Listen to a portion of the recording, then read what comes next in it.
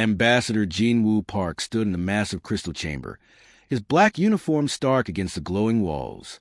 The Galactic Council Hall stretched high above him, filled with strange creatures from 12 different worlds. Some looked like giant insects, others resembled walking trees, and a few appeared to be made of living metal. All of them stared down at him with expressions that clearly showed their disgust. Jinwoo had traveled across the galaxy to reach this place. Earth needed this meeting to work. For 6 months, alien ships had surrounded his home planet, blocking all trade and supplies. Human colonies scattered across distant stars were cut off, their people growing hungry and desperate. Children were crying for food that would never come as long as the blockade continued. The human ambassador cleared his throat and began to speak. His voice echoed in the vast chamber, but the aliens barely seemed to listen. They whispered among themselves in clicking, hissing languages that hurt his ears. "Honored council members," Jinwoo said, keeping his voice steady despite his racing heart. "I come here today to ask for peace between our peoples. Earth offers friendship, trade, and cooperation. We can learn from each other and build something better together." A creature that looked like a giant snake with too many arms laughed, a sound like breaking glass. "Listen to the little Death Worlder," it hissed. "He thinks his kind matters." Jinwoo had heard that word before. Death Worlder. The aliens used it to describe humans because Earth was considered a dangerous, violent planet by galactic standards. Most alien worlds were peaceful gardens compared to Earth's earthquakes, storms, and predators. The Council believed this made humans naturally aggressive and primitive. "Your species crawled out of mud and chaos," said another council member, this one resembling a walking crystal formation. "You barely learned to travel between stars 50 years ago. We have ruled the galaxy for thousands of years." The other aliens nodded and made sounds of agreement. Jinwoo felt sweat on his forehead, but continued his mission. "We may be new to space travel, but we have much to offer," he replied. "Our scientists have made discoveries that could benefit everyone. Our artists create beauty that transcends species. Our people work hard and learn quickly." "Work." The crystal being's voice boomed through speakers attached to its body. "Yes, humans will work. In our mines, in our factories, building things for their betters. That is what Death Worlders are good for." Jinwoo's hands tightened into fists, but he forced them to relax. Getting angry would not help his people. "We seek partnership, not servitude. Earth's colonies produce resources that benefit galactic trade.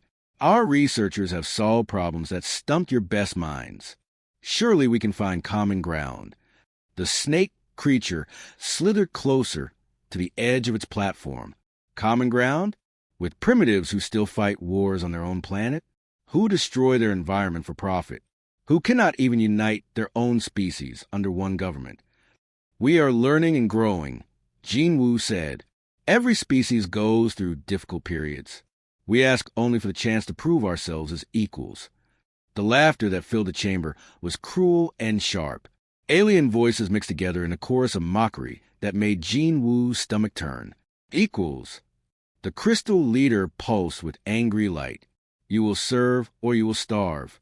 Your colonies will surrender within days once we tighten the blockade. Your homeworld will beg for mercy before the month ends." The formal vote was quick. 12 species raised their appendages, claws, or energy fields to signal agreement. The decision was unanimous. Humanity would be crushed into submission and forced to work as slaves throughout the galaxy. Jinwoo stood alone in the center of the chamber as the council members filed out, chattering excitedly about dividing up human-controlled territories. Some discussed which colonies would make the best mining operations. Others debated whether humans should be bred for specific types of work. The ambassador activated his communication device with trembling fingers. The secure channel connected him to Earth, where Admiral Hygiene Kim waited in a bunker deep beneath the mountains. "The dove has fallen," Jinwoo reported, using the code phrase they had hoped never to send. "They refuse all terms. Full subjugation is their only offer." On the other end of the transmission, Admiral Kim closed her eyes. She had spent 30 years preparing for this possibility, but had prayed it would never come. "Understood," she replied quietly. "Return home immediately. Phoenix Rising is authorized." The communication ended, leaving Jinwoo alone with his failure. He had genuinely believed diplomacy could work, that civilized beings would recognize humanity's potential. Instead, he had learned that the galaxy's civilized beings were bullies who saw strength only in terms of domination. As his shuttle departed the council station, Jinwoo did not know that deep beneath Earth's surface, systems that had waited decades were finally powering up. Across the planet, men and women who had trained their entire lives for a war they hoped would never come receive their activation codes. The galaxy thought it knew what humans were capable of. They were about to discover how wrong they could be. Admiral Kim placed her palm on the scanner. That would change everything. "Let them learn," she whispered to the empty command center. "What happens when you corner a Death Worlder?" Captain Dong-hyun Cho gripped his command chair as his ship dropped out of quantum space. The silent storm emerged into normal reality at the edge of the Proxima system, completely invisible to the massive alien defense station floating nearby. Around him, 19 other human ships appeared like ghosts materializing from thin air. The alien station was enormous, easily the size of a small city. Its weapons could destroy entire fleets, and its sensors were supposed to detect any approaching threat from light years away. But the station's crew had no idea that 20 human warships now surrounded them. "All ships report ready," came the voice of Wing Commander So-Young-yoon through Dong-hyun's headset. "The target is locked. Defense Platform 77 Alpha doesn't know we're here." Dong-hyun smiled grimly. The aliens had made a crucial mistake. They had built their sensors to detect their own technology, never imagining that another species might develop completely different ways of hiding. Human ships used quantum phase generators that bent space around them, making them invisible to alien eyes. "Remember the mission," Dong-hyun told his crew. "We disable their weapons and communications. We don't kill unless we have no choice. Let them live to tell others that humans are not the savages they think we are." For 50 years, the galaxy had believed humans were primitive explorers barely capable of space travel. They had no idea that every human trade ship, every diplomatic vessel, every innocent-looking cargo hauler had been gathering intelligence. Human crews had mapped alien territories, studied their technology, and learned their weaknesses. The attack began across 17 star systems at exactly the same moment. Quantum torpedoes phased through alien shields as if they didn't exist, striking power cores with surgical precision. Communication arrays went dark as human computer specialists uploaded viruses designed specifically for alien systems. On the bridge of the Council Defense Fleet flagship, Admiral Kexthal watched his tactical display turn red with warning symbols. The four-armed alien commander had fought in dozens of battles, but nothing had prepared him for this. "Sir," his communications officer called out, panic clear in her voice. "We're losing contact with stations throughout the sector. Something is attacking them, but our sensors show empty space." "That's impossible," Kexthal growled. "No one can hide from our detection grid." "Admiral," another officer interrupted, "we're receiving distress calls from the mining worlds. The human slaves, they're not in their compounds." Kexthal felt ice form in his veins.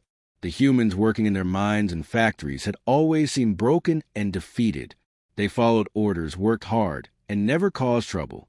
But now those same humans were somehow vanishing from heavily guarded facilities.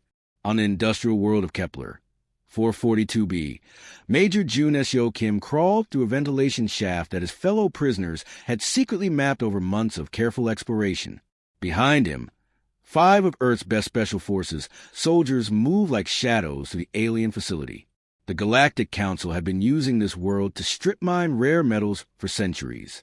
Thousands of aliens from conquered species worked alongside humans in the deep tunnels, all wearing control collars that would shock them if they tried to escape. "Dragon team in position," whispered Sergeant Younghwa Park through her throat microphone. "The guards are down. Non-lethal weapons only, just like we practice." The alien guards have been expecting desperate, poorly armed prisoners. Instead, they faced professional soldiers with advanced equipment that had been hidden in pieces throughout the facility. Human slaves had spent months pretending to be broken while secretly building weapons and planning their escape. June SEO dropped from the ceiling into a room full of reptilian aliens who had been enslaved by the Council for generations. The creatures cowered, expecting punishment, until they saw him removing their control collars with a sophisticated electronic device. "We're not here to replace your masters," June SEO explained in their language, which humans had learned during their years pretending to be prisoners. "We're here to offer you something the Council never did. A choice." The aliens stared in amazement as their collars fell away. For the first time in decades, they were free to move without permission, free to speak without fear of electric shock. Similar scenes played out on dozens of worlds. The Council had built their empire on the labor of conquered peoples, but they had never imagined those same people could be organized into a resistance movement. Human agents had spent years quietly teaching alien slaves how to fight back, how to disable their own prison systems, how to turn their industrial facilities into weapons of rebellion. Captain Hyun Junbei monitored communications from Earth's command ship as reports flooded in from across the galaxy. The bird-like Velthari had seized control of their homeworld's orbital defenses. The silicon-based Krexnari were using their knowledge of crystal technology to shut down the mining operations that had scarred their cities. Even the aquatic Meridolia were rising from their ocean depths to reclaim worlds that had been stolen from them. The Council built their power on keeping everyone else weak, observed Commander Sujinyu as she analyzed the incoming data. But they never considered what would happen if someone taught their victims to be strong. The galaxy was learning that humans didn't just fight wars, they started revolutions. And once the flames of freedom began to spread, even the mighty Galactic Council couldn't stop them from burning away the chains of oppression. Major Jun Seo Kim presses back against the cold metal wall of the mining facility, listening to the heavy footsteps of alien guards passing by. The Kepler 442b complex was supposed to be escape-proof, with sensors monitoring every corridor and control collars tracking every prisoner. But the guards didn't know that their broken human slaves had been planning this moment for 2 years. Through his earpiece, Jun Seo heard Sergeant Yunhwa Park's whispered voice. "Tiger Team is in position at the power station. The Zohari workers are ready to move when you give the signal." The Zohari were reptilian beings with thick, scaled skin and large, intelligent eyes. They had been mining precious metals on this world for 30 years, ever since the Galactic Council conquered their home planet. Like all Council slaves, they wore heavy collars that would deliver painful electric shocks if they tried to escape or fight back. Jun Seo had spent 18 months working beside these aliens, pretending to be just another defeated prisoner. During that time, he had learned their language, earned their trust, and quietly taught them that freedom was possible. Tonight, they would discover if years of secret planning would work. "Remember," Jun Seo whispered to his team, "we don't kill unless we have no choice. These guards are just following orders. Most of them probably don't even know their government is built on slavery." The human soldiers moved through ventilation shafts and maintenance tunnels that they had mapped during months of careful exploration. Their equipment had been smuggled into the facility piece by piece. Hidden inside work tools and personal belongings. The aliens had searched everything, but they hadn't understood what they were looking at. In the main mining chamber, hundreds of Zohari workers chipped away at the rock walls under the watchful eyes of armed guards. The aliens had no idea that the humans scattered among them were highly trained Special Forces soldiers. They looked like ordinary prisoners, dirty and tired from long days of hard labor. At exactly midnight, the lights in the facility flickered and went out. Emergency lighting cast red shadows across the tunnels as Yunhwa's team disabled the main power grid. In the confusion that followed, human soldiers struck with swift precision. The guards never saw what hit them. Stun weapons dropped them unconscious before they could raise an alarm. Electronic jammers blocked their communications. Within minutes, the most secure facility in the sector had fallen to prisoners who were supposed to be powerless. Jun Seo appeared in the main chamber as the soldiers removed the control collars from amazed Zohari workers. The reptilian beings touched their necks in wonder, hardly believing they were truly free. "This is not a dream," Jun Seo told them in their own language. "But this is only the beginning. You have a choice now.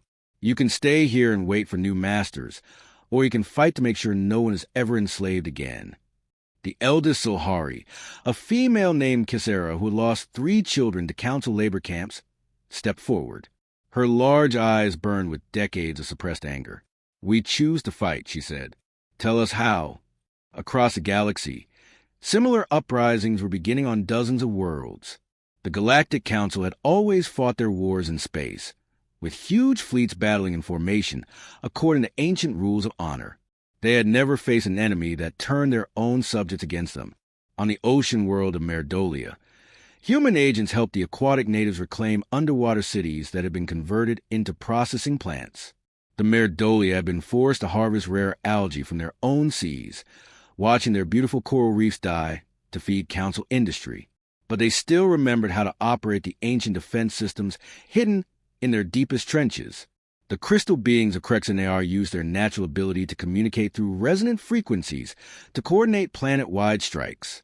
Human advisors had taught them how to disable the mining equipment that was slowly destroying their living crystal forests. Within hours, every council facility on their world had gone silent. Captain Hyun-Jun Bae watched the report stream in from his command ship orbiting Earth. His intelligence officer, Commander Sujin-Yu, shook her head in amazement as she analyzed the data. "The Council is losing control of entire sectors," she reported. "Their own subjects are turning against them faster than they can respond. This is what happens when you build an empire on oppression," Hyun-Jun replied. "The moment someone offers your slaves hope, they stop being slaves and start being rebels." The genius of humanity's strategy was becoming clear. While the Council had expected a traditional war fought between fleets in space, humans had started a revolution from within. Every conquered species became an ally. Every slave world became a battleground. Every Council facility became a target. General Vexkai, the Council's top military commander, stared at a situation map in growing horror. Red markers showed rebellion spreading like wildfire across his territory. His fleets were scattered, chasing human ships that appeared and disappeared like ghosts. His ground forces were trapped on worlds where the entire population had turned hostile. "How do we fight an enemy that turns our own people against us?" he asked the staff. None of them had an answer. The Council had ruled through fear and overwhelming force for so long that they had forgotten how to deal with hope. And hope, once it began to spread, was more contagious than any plague they had ever faced. Grand Counselor Thexmir's crystalline body pulsed with angry red light as he stared at the holographic display floating before him. The map of the galaxy showed his empire crumbling in real time. Red warning symbols marked rebellions on over 200 worlds. Half of his fleets had gone silent, and the other half were scattered across space, chasing human ships that vanished like smoke. "How many sectors have we lost?" he demanded, his voice booming through the emergency session chamber. General Vexkai, the Council's most experienced military leader, shifted nervously on his 4 legs. 47 sectors are in full revolt, Grand Counselor. Another 33 are showing signs of unrest. Our slave populations are actively fighting against us. Slaves. Thexmir's light flared brighter. We gave them purpose, structure, civilization. How dare they bite the hand that feeds them? The humans taught them to fight, Vexkai replied grimly. They spread ideas of freedom and equality, like a disease. Our subjects no longer see us as their rightful rulers. Thexmir turned to face the other council members gathered around the curved chamber. The snake like Veltash coiled nervously in his seat. The insect queen Ziktar clicked her mandibles with anxiety. Even the mighty rock creature Mordeth seemed smaller than usual. "We face extinction," Thexmir announced. "Not just defeat, but the complete destruction of everything we have built over thousands of years. These primitive Deathworlders have poisoned the galaxy against us." "What do you propose?" asked Counselor Hesrak, her metallic voice trembling with fear. Thexmir's form grew brighter until the other council members had to shield their optical sensors. "We end this war the only way we can. We destroy Earth itself." The chamber fell silent. Even suggesting the use of planet-killer weapons was forbidden by the oldest council laws. Such weapons had been created during the ancient wars, before the council brought order to the galaxy. They had been locked away, never to be used again. "Grand Counselor," Veltash said carefully, "The Planet Breaker protocols have been sealed for 3,000 years. The weapons are untested. We don't even know if they still function. Then we test them on the human homeworld." Thexmir replied coldly, "Without Earth, the human rebellion will collapse.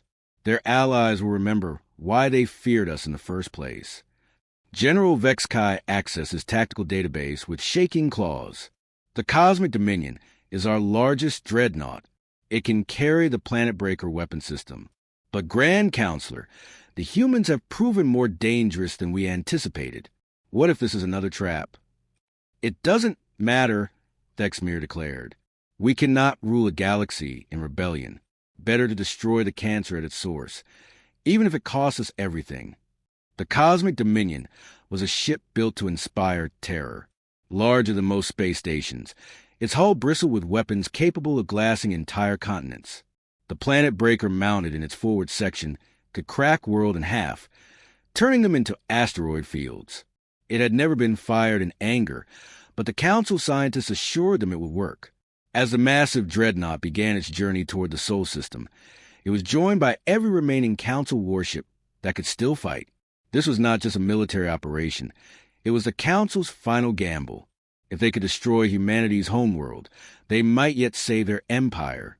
Admiral Hygiene Kim stood in Earth's primary command center, deep beneath the Rocky Mountains. Banks of computers and holographic displays showed the approaching Council fleet in perfect detail. Her officers worked with quiet efficiency, their faces calm despite the approaching doom. "Ma'am," reported Captain Sungmin Nam, "the enemy fleet will reach the outer system in 6 hours. The Cosmic Dominion is definitely carrying Planet Breaker weapons." Hygiene nodded slowly. Earth's long-range sensors have been tracking the Council fleet since it left their territory. Human intelligence agents scattered throughout Council space have provided detailed information about their desperate plan. "Luna Base reports all systems ready," continued another officer. "The holographic projection is holding steady. They still think they're looking at our moon." Hygiene allowed herself a small smile. The Council had made their greatest mistake 50 years ago, when they first visited the Sol system. They had scanned Earth's moon and recorded its position, size, and composition in their databases. But they had never imagined that humans might be capable of deception on such a massive scale. What the Council thought was Earth's natural satellite was actually a holographic projection covering something far more dangerous. The real Luna had been converted into humanity's ultimate defense system, its surface covered with weapons that made Council technology look like children's toys. "Admiral," called out Commander In-Soo Choi from a station, "the Council fleet is entering the asteroid belt. They're maintaining formation, heading straight for Earth." "Let them come," Hygiene said quietly. "They're about to learn what humans can accomplish when we have 50 years to prepare for war."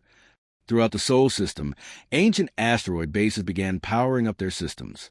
Camouflage weapons platforms that had drifted in space for decades suddenly came alive.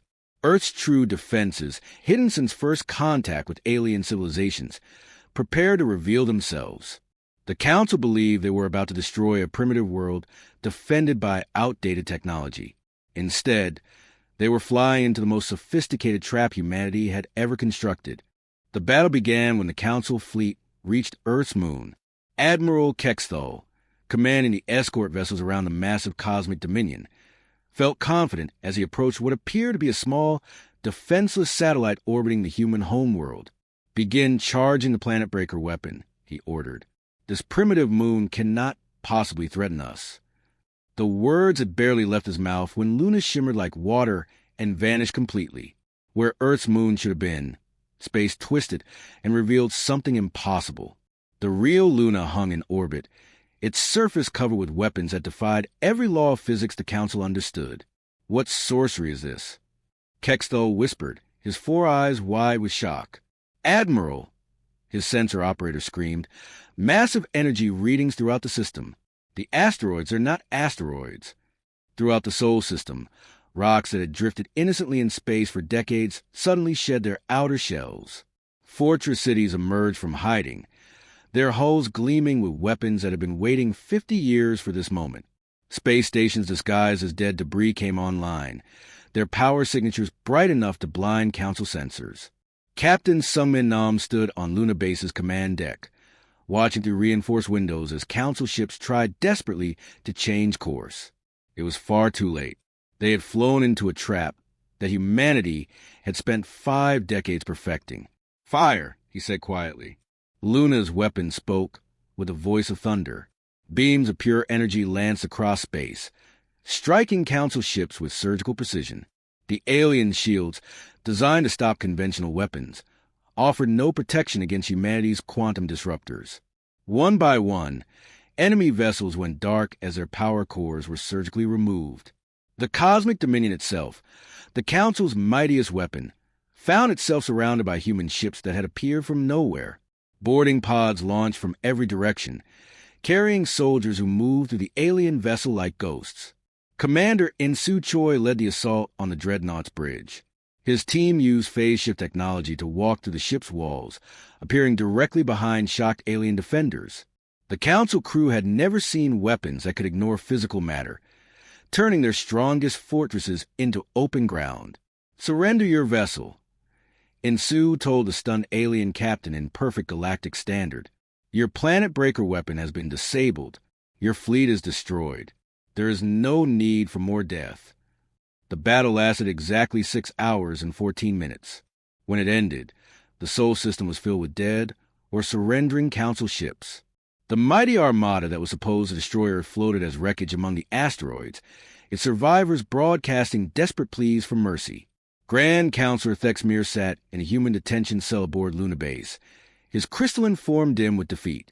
The cell was comfortable, with proper atmosphere and food suited to his species.